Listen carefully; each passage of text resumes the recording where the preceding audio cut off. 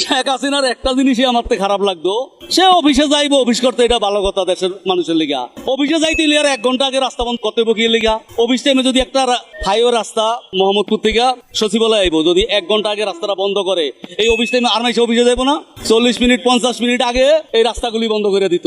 আমরা সিএনজি ওয়ালারা পারবে বা উড়ে বয়ে থাকতাম, প্রধানমন্ত্রী যাইবো এরপর আমাকে ছাড়বো 10 মিনিট পরে। আর এখন তারেক যে কোনান দিয়ে যায় আমরা দেখি না। আমি একদিন তারেক জিয়ার লাগে ইয়াতে সচিবালয় থেকে মহাখালী পর্যন্ত গেছি, পাশাপাশি গাড়ি চালায় জ্যামের ভিতরে। হে গাড়ির সামনে বহা সাদা গাড়ির পাশাপাশি গাড়ি চালায় গেছি, কই আমাকে তো কোনো কিছু কইলো না, আর হেয়ারও তো কোনো ক্ষতি হলো না। তাই আমরা এদিক দিয়ে অনেক ভালো আছি। এই 5 তারিখের পর কোনো মন্ত্রী দেখি না আমরা রাস্তাঘাটে চলাচল করে গেলে। কি আপনারা দেখেন যে মন্ত্রী যাইতেছে, সব গাড়ি ফুয়ে মুয়ে সব শেষ, আগে মন্ত্রী যায় লোক, এগুলি নাই। পুলিশও মোটামুটি অনেক নিয়ন্ত্রণ আইছে। আগে যে এটা জুলুম করতো, আগে চাইয়া ঘুষ দিত, এই বাটা 20 লাখ টাকা দিয়ে চাকরি লইছি, 500 দিবি না কেস দিয়ে দিন। এখন এগুলি আমরা দেখি না।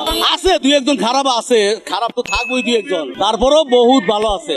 তারেক রহমান কাছে একটা জিনিস দাবি করব, এই যে জলাবদ্ধ, এটা তো আমরা এই একসাথে আমল থেকে দেখেছি, এটা কেউ শেষ করতে পারবো না। তবে বৃষ্টি হইলে দ্রুত যে পানিটা নামিয়ে যায় তার ড্রেন দিয়া, এইটার জন্য জায়গায় জায়গায় যে ম্যানুয়ালের ঢাকনাগুলি এগুলি পরিষ্কার রাখতে হইব। পানিটা যে দ্রুত নামতে পারে, হয়তো বৃষ্টি হয়েছে আধা ঘন্টা ভিতরে পানিটা নামিয়ে যায়। এখন তো পানি দেখা গেছে কালকে বৃষ্টি হয়েছে, অন্য পানি আছে, নামতারে না। এটা সবচেয়ে বেশি দোষ দিব আমি পলিথিনের। আমি নিজেই ভালো না, এই যে দুটো বাদাম খাইতাছি, এই পলিথিনটা আস্তে হালাই দিব, এইটা যাইয়া ড্রেনটা আটকে দিব।